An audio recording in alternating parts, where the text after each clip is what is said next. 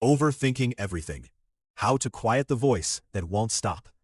An original audiobook. In the summer of 1838, one of the greatest analytical minds in human history sat down with a pencil to solve a problem. Charles Darwin, 29 years old, recently back from the voyage that would lead him to the theory of evolution, needed to make a decision. Not about finches, about marriage. And being Darwin, he did what Darwin did. He made a list. The actual paper survives. You can read it today, with 2 columns in his cramped handwriting. Marry, not marry. Under marry, children if it please God, constant companion and a friend in old age, home and someone to take care of house, charms of music and female chit-chat, and then, memorably, better than a dog anyhow. Under not marry, freedom to go where one liked, conversation of clever men at clubs, not forced to visit relatives, the expense and anxiety of children, loss of time, he underlined that one. Cannot read in the evenings. He went back and forth, scribbling, weighing, agonizing. The man who would explain all life on earth, completely paralyzed by a question millions of ordinary people answer every year. At the bottom of the page, he finally wrote, marry, marry, marry, QED, proved, like a theorem. Except here's the detail that makes this story the perfect opening for this book. The list didn't decide anything. By his own account, the columns were roughly balanced. The analysis produced no verdict. Something else, something underneath the pencil, had already decided, and the list was just the noise it made on the way. Darwin proposed to his cousin Emma a few months later. They were married for 43 years, had 10 children, and by every account, adored each other. The list survives as one of history's great unintentional comedies, and the condition it documents, a brilliant mind spinning in circles while life waits, is what the next 40 minutes are about. Let's define the thing properly, because overthinking is one of those words everyone uses and nobody pins down. Here's the pin. Overthinking is not thinking too much. Deep thinking, real analysis, sustained attention on a hard problem is one of the best things a human can do, and this book will never tell you to do less of it. Overthinking is something else. It's thinking in a loop, without output. The same worry, rotated again. The same conversation, replayed with better comebacks. The same decision, relitigated nightly without ever getting decided. Thought, running like an engine in neutral, burning fuel, going nowhere. Psychologists split it into 3 flavors, and you'll recognize your favorite. Flavor 1, rumination, looping on the past, the thing you said in the meeting, the relationship that ended, the mistake from 3 years ago that still shows up in the shower. Flavor 2, worry, looping on the future, the presentation, the diagnosis, the what-ifs multiplying like rabbits. And flavor 3, analysis paralysis, looping on decisions, 20 tabs open comparing air fryers, the career change researched for 4 years and never made. Darwin's 2 columns, same engine, 3 gears, and most chronic overthinkers drive all 3. Now the research pioneer who mapped this territory was a Yale psychologist named Susan Nolen-Hoeksema, and her decades of studies produced one finding that should be printed on the inside of every overthinker's eyelids. Rumination feels like problem solving, and isn't. In study after study, people caught in the loop believed, sincerely, that they were working on their problems, gaining insight, being responsible. Measured against people who stepped out of the loop, they solved fewer problems, generated worse solutions, felt less confident about the solutions they did generate, and, the cruelest part, were significantly more likely to slide into anxiety and depression. The loop isn't just unproductive, it's corrosive, while wearing the costume of diligence. And here's the number that exposes the whole racket. For decades, therapists have told worriers that most worries never come true. Comforting, but vague. So in 2020, researchers at Penn State, Lafreniere and Newman, did something delightfully concrete. They had people with generalized anxiety write down every single worry as it occurred, for a month. Every one, in real time. Then they tracked each worry forward to see whether it actually materialized. The result? 91% of the worries never came true. 9 out of 10 alarms? False. And of the small remainder that did come true, most turned out better than feared, and the people usually reported handling them fine. Sit with what that means about the voice in your head. If you had an employee who raised the alarm 10 times a day and was wrong 9 times, and the 10th time the problem mostly handled itself, you wouldn't call that employee vigilant. You'd call them a menace to the office. That employee is currently running your 3 a.m. Now the modern researcher who has done the most to explain the voice itself is a psychologist at the University of Michigan named Ethan Kross, who wrote a book about it called Chatter. Kross's starting point is generous, and I want you to hear it before any techniques. The inner voice is not a design flaw. It's one of humanity's superpowers. It lets us plan, rehearse, remember, simulate futures, tell ourselves the story of our lives. You couldn't function without it. Chatter is his name for what happens when the superpower jams. The simulator gets stuck on one dark scenario, replaying instead of planning. The voice becomes a torturer, quoting your own material back at you. The goal, then, was never silence. A silent mind isn't on the menu, whatever the internet promised you. The goal is a working relationship with the voice, knowing when it's helping, catching it when it loops, and having the tools to change the channel. Here's the tour ahead. And if you're currently deciding whether to keep listening, I'd note the irony and gently make the decision for you. Stay. Chapter 2. Why the Loop Exists. The evolutionary machinery that made your brain a threat rehearsal engine. The brain network that hums whenever you're doing nothing. Why overthinking secretly feels productive. And the famous poem about a centipede that explains why thinking harder makes skills worse. Also, why everything is louder at 3 in the morning. There's real machinery behind that, and knowing it helps.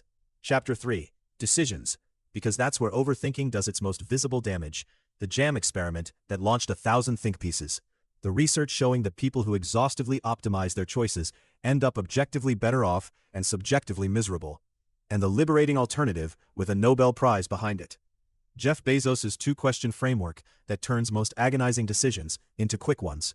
And an honest look at a myth, whether your first instinct really is your best answer. Spoiler, the truth is more interesting. Chapter 4. The Toolkit for Quieting the Voice. The strange trick of talking to yourself by name. The 10-year telescope. The bedtime list that a sleep lab proved knocks minutes off falling asleep. And why a walk under big trees does something to rumination that willpower can't. And Chapter 5. The Deepest Answer. Action. Why clarity almost never comes from more thinking, what the science of regret says about the risks you're avoiding, and how the Stoics' scariest exercise turns out to be the kindest thing you can do for a frightened mind. One promise, house style. No fluff, every researcher named, and nothing that requires you to become a different person by Thursday.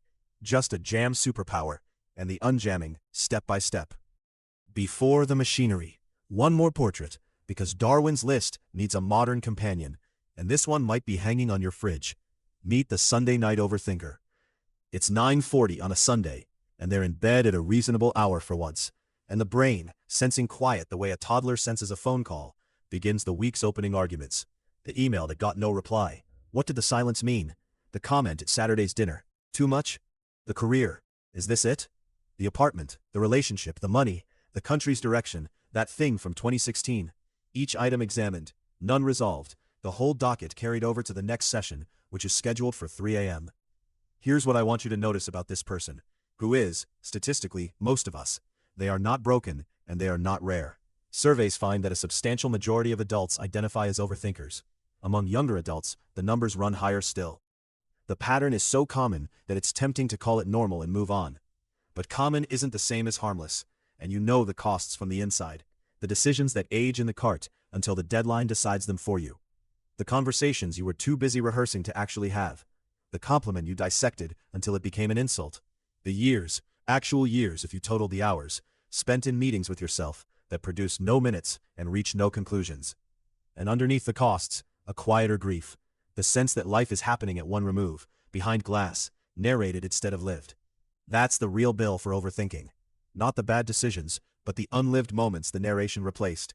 So yes, this book will make you better at deciding, worrying, and shutting the loop down. But the prize at the bottom of the box is bigger. It's getting to actually attend your own life.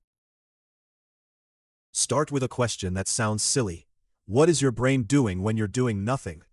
For most of the history of brain science, the assumption was, not much.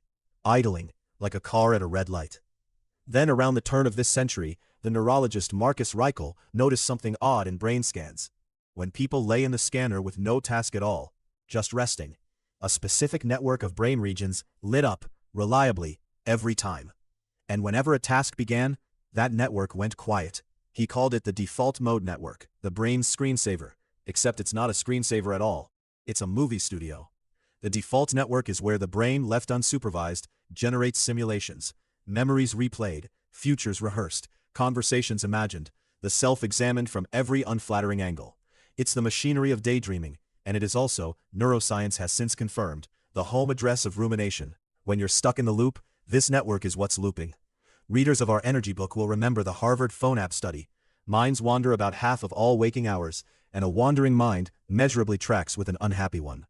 Now you know where the wandering happens. But here's the question that matters. Why would evolution build a machine that tortures its owner with reruns? Because for your ancestors, the reruns paid. A brain that replayed the near miss with the leopard, obsessively at night, in high definition, encoded the lesson better than a brain that shrugged and moved on. A brain that simulated next winter's famine in advance, stockpiled food. The worriers and replayers outsurvived the serene. You are their heir, running inherited software that treats every unresolved social slight like a leopard, and every ambiguous email like a famine. The loop isn't malfunction. It's a 200,000-year-old feature, auditioning, badly, for modern life. The next piece explains why the loop is so hard to quit. Overthinking runs a small con on you, and the con has two moves. Move 1, it feels like control. When something frightening looms, the health scare, the layoff rumors, doing nothing feels unbearable, and worrying is something. The mind offers a trade. Give me your attention, and I'll give you the sensation of working on the problem. It's the mental equivalent of pacing, motion without travel. But in the dark, motion and travel feel identical. Move 2 is sneakier. Worry rewards itself. Remember the 91% study? 9 of 10 worries never materialize. Now watch what the worrying mind does with that data. I worried about the presentation, and it went fine. The worrying worked. Every false alarm gets counted as a save. It's exactly the logic of the man scattering powder to keep tigers away. No tigers, powder's working. Except the powder is your sleep, your presence, and your Tuesday evenings.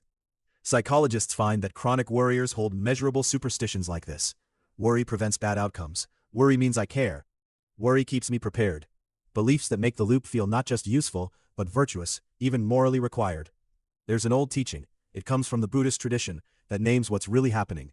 The story of the second arrow. When misfortune strikes, the Buddha said, it's as if an arrow hits you. That's the pain of the event itself, and it's unavoidable. But then most people take a second arrow, the replaying, the why me, the what if, and shoot themselves with it, over and over. The first arrow is life. Every arrow after that is manufacturing. The event happened once. The overthinker attends a nightly reenactment, playing both archer and target. Now for my favorite evidence that thinking can be too much of a good thing, and it starts with a poem about a centipede. A short verse, over a century old. A centipede was happy, quite, until a toad in fun said, "Pray, which leg goes after which?" This worked her mind to such a pitch, she lay distracted in a ditch, considering how to run. Silly rhyme, profound phenomenon. Psychologists literally call it the centipede effect. Skills that run beautifully on autopilot fall apart the moment conscious attention starts supervising them. And it's been measured with rigor. The cognitive scientist Sion Bylock, whose research on choking under pressure is the definitive work, ran experiments with skilled golfers. Putting normally, they were excellent. Asked to attend to the mechanics of their stroke, to think about which leg goes after which, their performance collapsed. Novices, interestingly, improved with attention. Their skills weren't automated yet. But expertise lives below deliberate thought, and dragging it up into the spotlight breaks it. This is choking, in sport and everywhere else. The job interview where you monitored every sentence as you said it. The free throw in the final second. The first date where you watched yourself like a suspicious manager. Performance strangled by supervision. And the principle generalizes to something overthinkers desperately need to hear. Consciousness is a wonderful executive and a terrible micromanager. Your fluent self, the one who talks easily with old friends, drives home without thinking, writes freely in a diary, is what you sound like when the supervisor stays out of the room. Overthinking isn't just looping on problems, it's the supervisor barging onto every floor of the building, demanding reports from processes that only work unobserved. Some of what you call your awkwardness, your blankness, your performance anxiety, is just the centipede, in the ditch, considering how to run. And then there's 3 a.m. Every overthinker knows the 3 a.m. cut of the movie. Same worries as daytime, but bigger, darker, utterly convincing. Problems that will look manageable again over breakfast are at 3 a.m., obviously fatal. This isn't your imagination. The deck really is stacked. 3 reasons. First, the rational machinery is offline. The prefrontal cortex, the brain's adult supervision, the part that says, wait, let's check that thought, is exquisitely sensitive to fatigue. In the small hours, at low ebb, mid-sleep cycle, the fact checker is asleep even though you're not. The alarm system, meanwhile, works the night shift just fine. You're running the anxiety at full volume with the volume knob unstaffed. Second, No competition. Daytime worries fight for attention against meetings, traffic, other people. At 3 a.m., the worry has the auditorium to itself, and any thought given an empty auditorium and a spotlight will deliver a soliloquy. Third, and this one's chemical. In the deep of night, your body sits at a circadian low, mood-supporting systems dimmed, everything tilted a shade bleaker by biology alone. The practical rule that follows is one of the kindest gifts you can give yourself, and it's this book's first concrete tool. No verdicts at night. Nothing true about your life can be learned at 3 a.m. That court has no jurisdiction. When the loop spins up, don't argue with the content. You'll lose. The fact-checker's off duty. Just name the venue. This is the 3 a.m. version. The morning version will be smaller, and give the mind something low stakes to hold instead. A slow breath count, an alphabet game, boring on purpose. The worry will still exist tomorrow if you need it. It almost never survives breakfast at full size. And that shrinkage, that same problem, 2 sizes, is worth remembering in daylight too, because it proves something the loop denies. The problem isn't a fixed object. It changes size, depending on the room you view it from. Chapter 4 is entirely about changing rooms. One more piece of the engine deserves naming, because it explains the modern epidemic better than anything ancient. Your loop now has a fuel line the leopard-era brain never dreamed of. Consider what the overthinking machinery needs to run. Unresolved threats to simulate, social standing to monitor, comparisons to litigate, and endless ambiguous information to interpret. Now consider what your phone delivers on an unlimited plan. News engineered to alarm. Remember from our energy book that no headline ever said things fluctuated mildly and require nothing from you. Social fiends supplying fresh comparison material hourly. Our money book covered what the scoreboard does to you. Messages whose tone can be parsed forever. Did the period at the end of OK mean something? And search engines that will happily escort any 2 a.m. symptom to its worst possible diagnosis by the third result. The overthinking brain and the attention economy are, unfortunately, a perfect couple. One is a simulation engine that can't stop chewing, and the other is an all-night buffet. And the interaction runs both directions. The loop makes you reach for the phone, checking feels like resolving, and the phone reloads the loop. There's always a new crumb to interpret. A cycle that can eat an evening while producing, on inspection, nothing but a slightly elevated heart rate. I'm not going to give you a lecture about screens. Our habits book covered the mechanics of friction and cues, and they all apply here. I'll just leave the diagnostic question, because honest overthinkers recognize it instantly. How often is your checking actually seeking information? And how often is it the loop, wearing the costume of staying informed? The engine was always there. But your grandparents' rumination had to work with the neighborhood's gossip and one newspaper. Yours has the entire internet as evidence for the prosecution. Same machinery, industrial fuel supply. Which is exactly why the tools in the coming chapters matter more now than in any previous generation. In 1995, a graduate student named Sheena Iyengar set up a tasting booth in a California gourmet grocery store and accidentally launched one of the most famous experiments in psychology. Some days, the booth offered 24 exotic jams to sample. Other days, just 6. The big display drew more of a crowd. Variety attracts. But then came the measurement that mattered. Who actually bought jam? Of the people who stopped at the 6-jam table, about 30% purchased. At the 24-jam table, 3%. 10 times fewer buyers at the table with 4 times the options. The jam study, run with Mark Lepper and replicated in various forms with chocolates, retirement funds, and speed dates, put a name on something every modern person feels: choice overload. Past a modest number of options, additional choices don't liberate us, they paralyze us. Each option adds comparisons to run, trade-offs to weigh, and future regret to preview, until the mind, overwhelmed, chooses the only easy thing: nothing. Now zoom out from jam and look at your life, because you live at the 24-jam table permanently. Your grandparents chose among 3 local jobs, a handful of nearby marriage prospects, 2 radio stations, and whatever the shop had.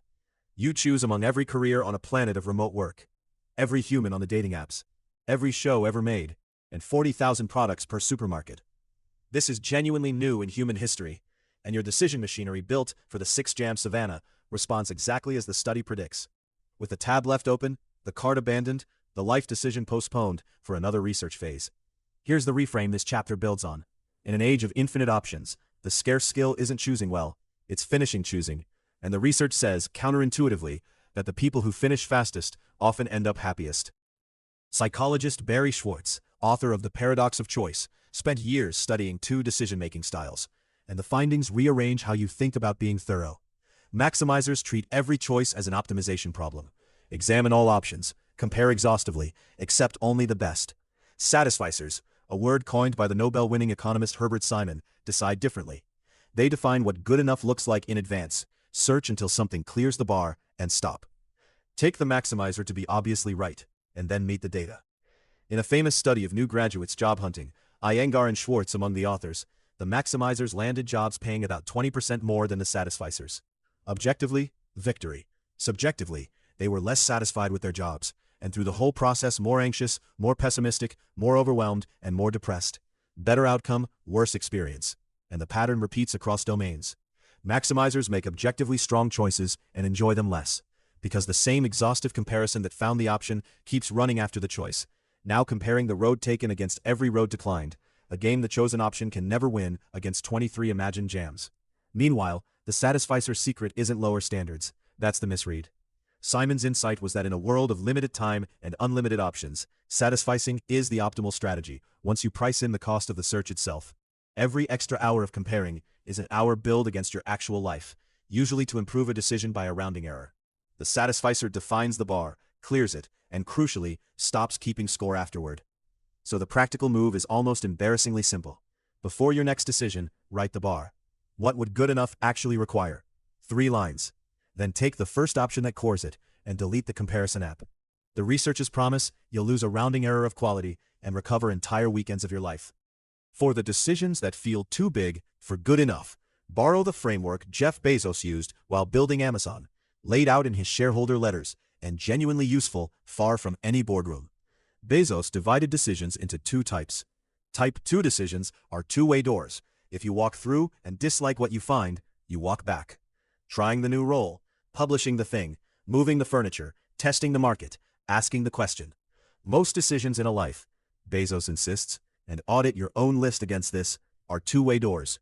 Type 1 decisions are one-way doors. Walk through and the door locks behind you. Selling the company, burning the relationship, the irreversibles. His rule, reserve the heavy machinery, the long deliberation, the wide consultation, the maximizer energy for one-way doors only, because they're rare. And push two-way doors fast, with a bias for action, because the cost of a wrong reversible decision is small, while the cost of deciding everything slowly is enormous and compounds. Overthinkers note, run the machinery exactly backward. They agonize over restaurant menus, a door so two-way it revolves, using deliberation budgets sized for marriages. Bezos adds a second dial for the genuine one-way doors, the 70% rule. Most decisions, he wrote, should be made with about 70% of the information you wish you had. Wait for 90 and you're probably slow, because in most competitive situations, the cost of deciding late exceeds the cost of correcting a fast decision that missed. 70%. From the man whose decisions moved billions. Meanwhile, the loop in your head holds out for 100, a number that for any decision interesting enough to agonize over does not exist. So, the 2 questions to ask of any decision eating your week. Is this door one way, honestly? And do I already have 70%? Two-way plus 70, and that's most of them, means the remaining analysis isn't diligence. Now the myth this chapter promised to handle honestly. Trust your first instinct, because the truth turns out to be twistier and more useful than the slogan. The folk belief is ancient test-taking wisdom. Your first answer is usually right. Change it and you'll regret it. Researchers led by Justin Kruger actually checked, reviewing decades of studies and eraser marks on real exams, and the folk belief is false. When students change answers, the switches go from wrong to right roughly twice as often as right to wrong. Answer changers on average gain points. The myth survives because of how memory keeps score. Changing a right answer to a wrong one is agonizing. You had it, while changing wrong to right registers as nothing at all. The stings get remembered, the saves get forgotten, and the ledger lies. So, deliberation wins? Not so fast, because there's a second body of research on the other side. Studies of experienced professionals, firefighters, nurses, chess masters, show their rapid intuitions are often superb, and work on preferences finds people who deliberate exhaustively about experiential choices sometimes end up less satisfied than those who go with the gut. The resolution, and this is the actually useful part, is that intuition is not one thing. It's pattern recognition, and its reliability depends entirely on whether you've had the reps. The chess master's instinct compresses 10,000 games. It's data wearing a feeling. Your instant read on a topic you've never studied compresses a mood and something you half read once. So the honest rules, in domains where you have deep, feedback-rich experience, Your first instinct deserves real weight. That's Bylock's golfers again. Expertise lives below deliberation. In unfamiliar domains, first instinct is just first guess. Checking and changing helps, as the eraser studies prove. And in either case, the 10th loop adds nothing. Instinct speaks once, analysis speaks maybe twice, and everything after that is the engine in neutral. Quick pause. If this book is earning its hour, the subscribe button is the tip jar.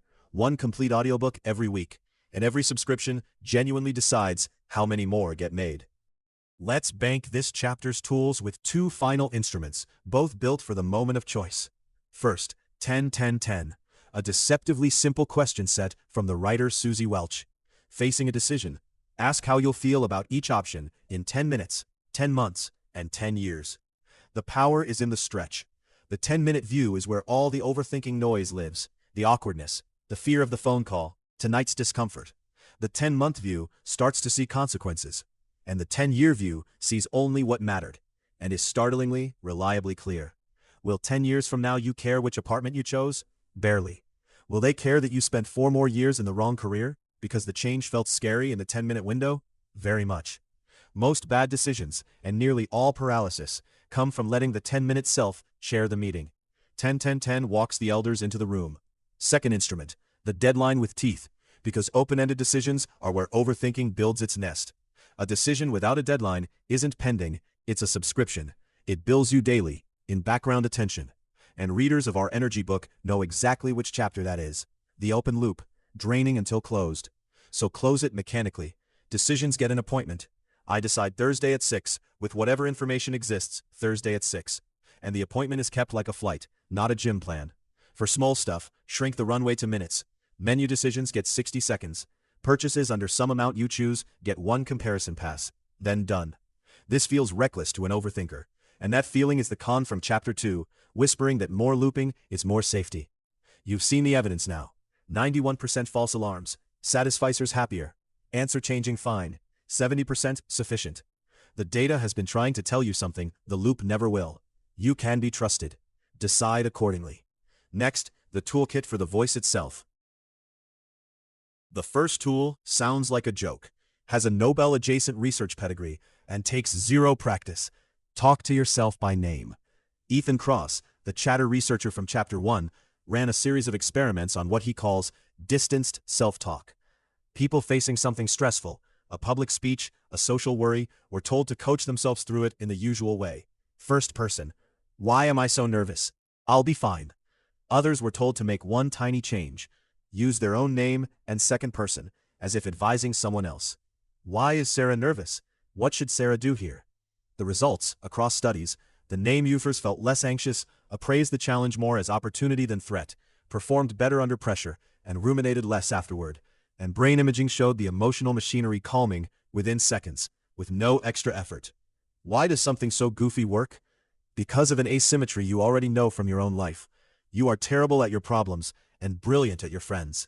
When a friend brings you their crisis, you see it clearly. The options, the overreaction, the obvious next step.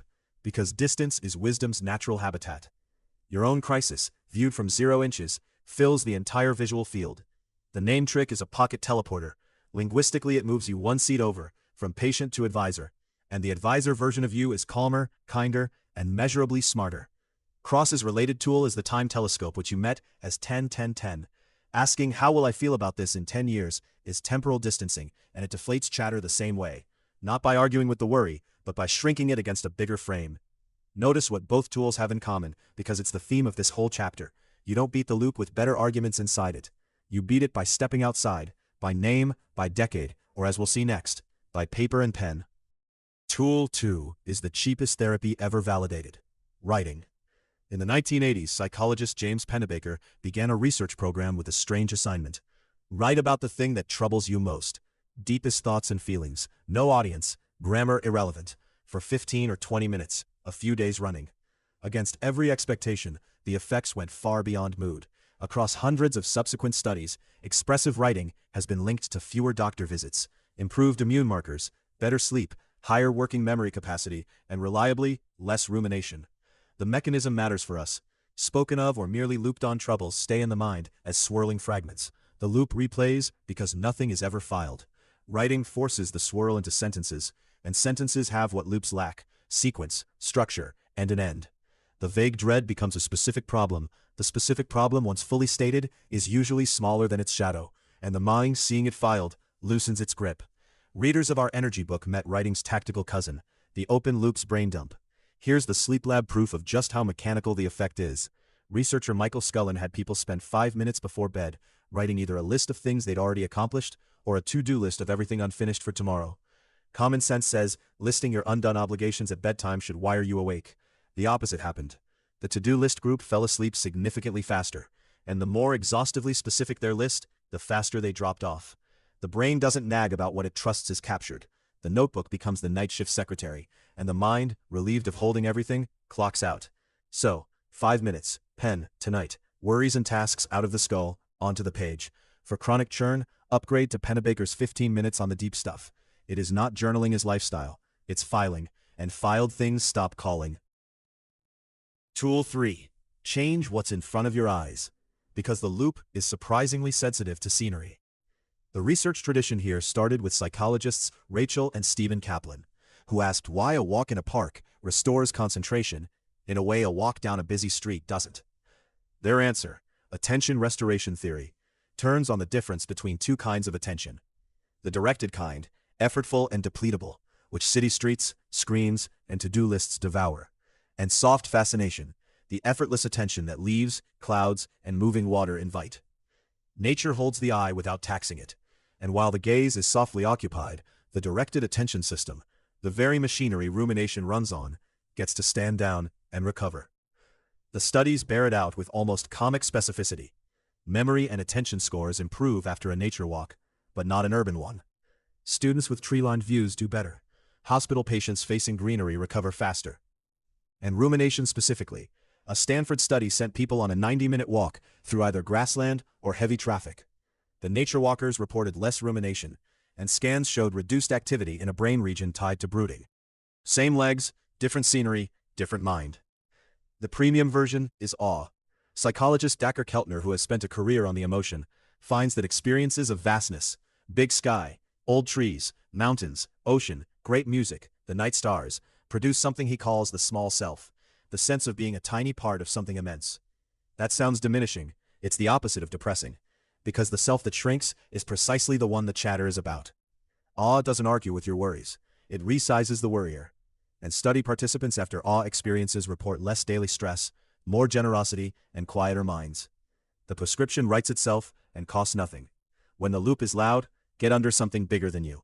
20 minutes, real trees or real sky, phone in pocket. You cannot think your way out of the small room. Last set of tools. The fast ones, for when the loop has already grabbed the microphone. First, diffusion, from acceptance and commitment therapy, and familiar in spirit from our habits and energy books. When a dark thought announces itself as fact, I'm going to fail this. Restate it as what it is. I'm having the thought that I'm going to fail this. One clause, inserted. It sounds like nothing. It changes the relationship. You were inside the thought, and now you're beside it, watching it be a thought. Our Vedanta books listeners will smile. Seer and seen, the oldest trick in the book, wearing a clinical coat. Second, give the worry an appointment. You met scheduled worry in the energy book, so headline only. 15 minutes, same time daily, worries deferred to the slot, not suppressed, booked. The mind mostly wants worries witnessed. A guaranteed appointment lets it release the grip at 3 p.m., and at the slot, half the docket has expired on its own. Third, and don't skip this one for being humble, move. Rumination is astonishingly body-sensitive. It thrives in stillness and struggles to survive genuine exertion, hard walking, running, swimming, anything that makes breath the loudest thing happening. Partly chemistry, partly bandwidth. A body working hard bids attention away from the movie studio. Every clinician knows the patient who talked in circles seated and spoke plainly on a walk. Fourth, rituals. Cross documents why pre-performance routines, tidying, even making the bed, calm chatter. They restore a pocket of order and control when the mind insists everything is chaos. The hands persuade what the arguments couldn't. And fifth, the meta-tool holding them all. Catch the loop early. Rumination is like a car rolling downhill, trivial to stop in the first 3 feet, nearly impossible at speed. The skill that actually changes lives isn't any single technique. It's noticing, oh, it's the loop, in minute 1 instead of hour 2. That noticing improves with practice like everything else. And every time you catch it early and change the channel, Name, page, trees, appointment, motion. You're casting a vote, as our habits book would say, for the identity that ends this book. Not a person who never overthinks, a person who notices and knows what to do. One chapter left, the deepest tool of all, doing the thing. Before that final chapter, a short scene to make the toolkit real. Because lists don't stick and stories do. It's Tuesday, 9:40 p.m. Our Sunday night overthinker from Chapter 1, midweek edition. The trigger lands. A one-line email from the boss. Can we talk tomorrow at 10? No context, no emoji, nothing. The loop ignites on schedule. It's the restructuring. It's the thing I said in the meeting. It's over. Old script, 3 hours of ceiling staring, a search history including "Can you be fired for tone?" and a 4 a.m. rehearsal of a defense for charges not yet filed. Now watch the new script, tools in hand. 9:42. The catch. Oh, this is the loop. That was fast. No argument with the content, just recognition. The car stopped in the first 3 feet. 9:43. Diffusion and distance. I'm having the thought that this email is catastrophic. What would you tell Maya if she got this email? You'd tell her a calendar request is a calendar request, and that 91% of these alarms are false. You've read the study. 9:45. The file. 2 minutes. Notebook. The worry, stated fully. I'm afraid 10 a.m. means bad news about my role. Under it, the two-way door check. Is anything decidable or doable tonight? No. Appointment made. This worry has a meeting at 10 a.m., where the actual information lives. It is not entitled to tonight. 9:50. The body. 20 minutes, headphones, fast walk under the big oaks on 5th. Phone on Do Not Disturb. Soft fascination does its quiet work. 10:15. The skull enlist. Tomorrow's tasks, including 10 a.m. Bring questions, listen first, and bed. Total cost of the episode, 35 minutes, most of it a pleasant walk, versus the old script 6 hours and a ruined morning. And the meeting? It was about a project handoff. Of course it was. It almost always is. That's the toolkit, deployed. Not a different person, the same person, with better moves. Now, the last chapter, and the tool that makes half the others unnecessary. Here's the sentence this whole book has been building toward, and it's the one the loop least wants you to hear. Clarity comes from action, not from thought. The overthinker's model of life runs, think until certain, then act. It feels prudent, it's backwards, because for any question involving the real world, will I like this job? Can I run a business? Is this the right person? Can I write? The decisive information does not exist inside your head, at any depth, no matter how long you dig. It exists out there, and it's released only on contact. You learn whether you'll like the work by doing a week of it, not by imagining a decade of it. You learn how the difficult conversation will go by having it, the other person's actual response being, unhelpfully, unavailable to your simulator, which, as our conflict book showed, casts them badly anyway. The loop promises certainty before the leap. Reality only sells it after. Which means the endless deliberation isn't caution, it's waiting for a delivery that never comes. And psychology backs the flip. In behavioral activation, one of the best validated treatments for the rumination depression spiral, the intervention is almost insultingly simple. Schedule small actions, do them regardless of mood, let feeling follow behavior instead of waiting for it to lead. It works, often as well as anything in the toolbox, because action generates real information and small wins, and the mind, given fresh evidence, finally has something better to chew than reruns. Our habits book made the same bet with 2 push-ups. Motion first, momentum after. So take the question you've been overthinking for months and ask the only question that matters.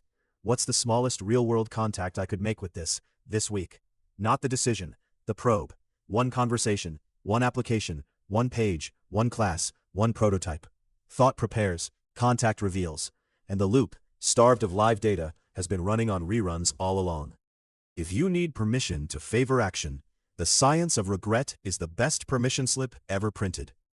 Psychologists Thomas Gilovich and Victoria Medvec spent years asking people, young, old, across surveys and in a memorable study of the very elderly, a simple question: what do you most regret? In the short term, people regret actions: the embarrassing attempt, the failed venture, the awkward confession, hot, cringy, vivid regrets. But given time, the pattern inverts, and by late life, it inverts overwhelmingly.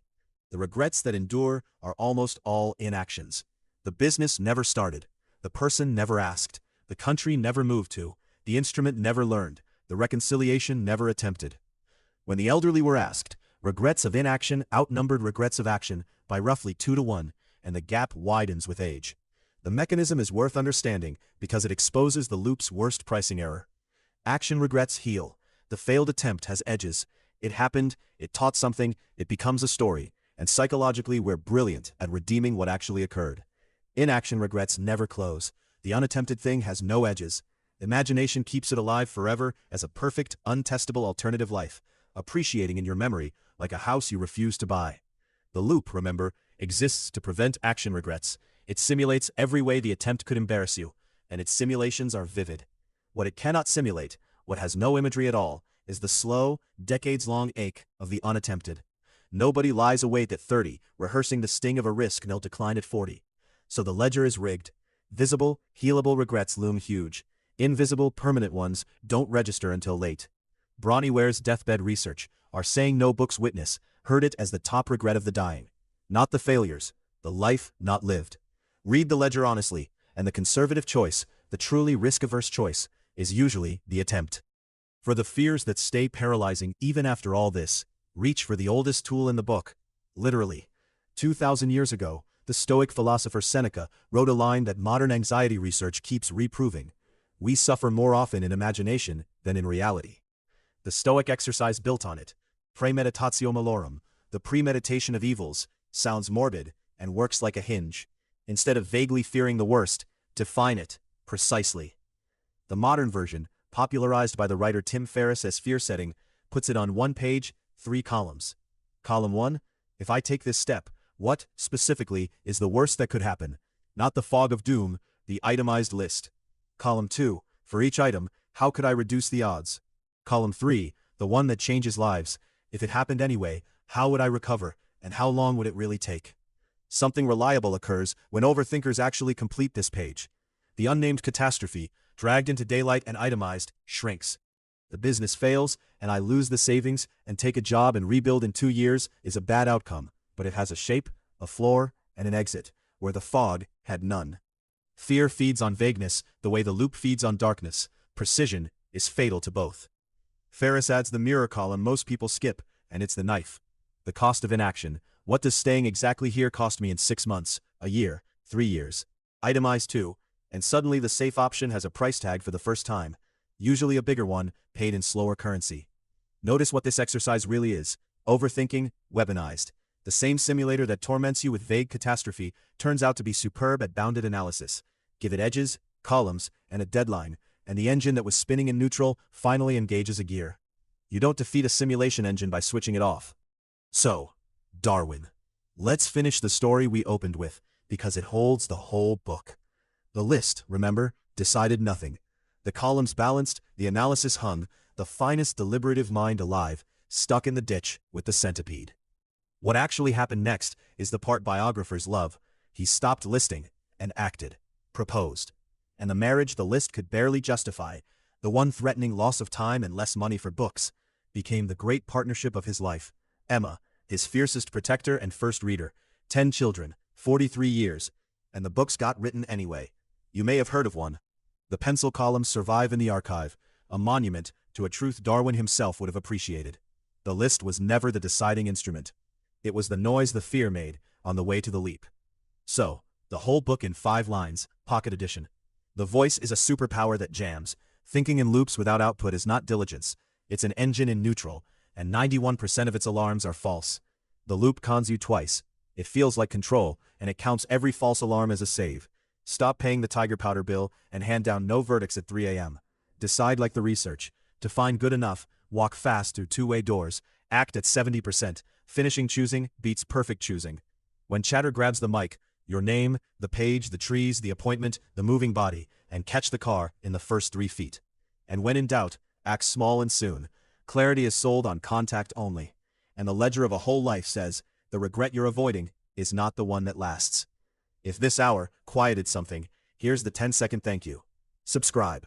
1 complete audiobook every week, and every subscription genuinely decides how many more get made. Then tell us in the comments, and yes, overthinkers, first draft, 60 seconds, go. What's the one thing you've been overthinking, and what's the smallest probe you could run this week? Post it before the loop edits it. Until next week, out of the ditch, legs be damned. This has been Overthinking Everything, how to quiet the voice that won't stop. Thanks for listening.